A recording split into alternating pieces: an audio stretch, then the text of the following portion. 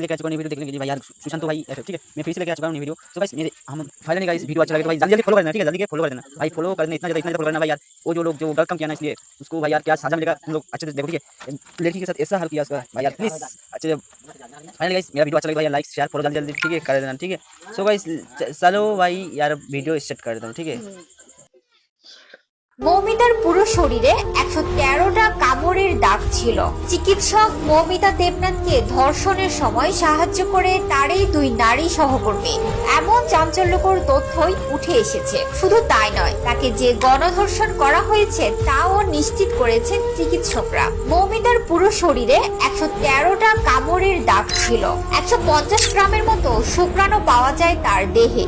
সাধারণত একজন সক্ষম পুরুষের শুক্রাণুর পরিমাণ গড়ে 5-6 গ্রাম। যদি 100 গ্রামও শুক্রাণু ধরা হয় তার মানে কমপক্ষে 18 থেকে 20 জন পুরুষের সমান শুক্রাণু পাওয়া গেছে মৌমিতার দেহে। পশ্চিমবঙ্গের আরজি কর মেডিকেল কলেজের শিক্ষার্থী মৌমিতা দেবনাথ টানা 36 ঘন্টার অক্লান্ত ডিউটি শেষে মৌমিতার সেমিনার রুমে বিশ্রাম নিচ্ছিলেন। ঠিক এই সময় তাকে ধর্ষণ ও হত্যা করা হয়। ময়নাতদন্তের রিপোর্টের দাবি যৌনাঙ্গে গভীর ক্ষত হয়েছে।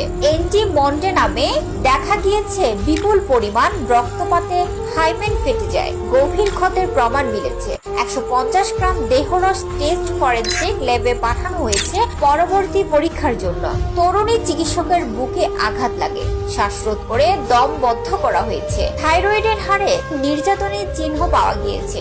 আঙ্গুলের নখ ডিএনএ স্পলিং টেস্ট ফরেনসিক ল্যাবরেটরিতে পাঠানো হয়েছে। শ্বাসরোধ করে গলা টিপে খুন করা হয়েছে ওই চিকিৎসককে।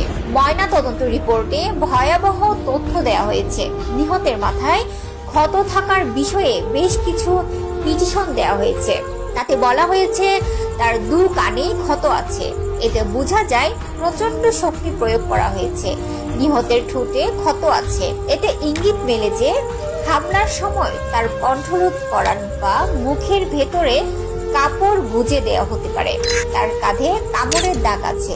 পিটিশনে আরো বলা হয়েছে অটোপসি রিপোর্টে নিহতের শরীরের ভেতরে প্রায় 150 মিলিগ্রাম শুক্রাণু পাওয়া গিয়েছে।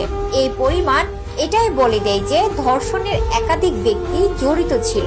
এ থেকে সন্দেহ আরো ঘনীভূত হয় যে তাকে গণধর্ষণ করা হয়েছে।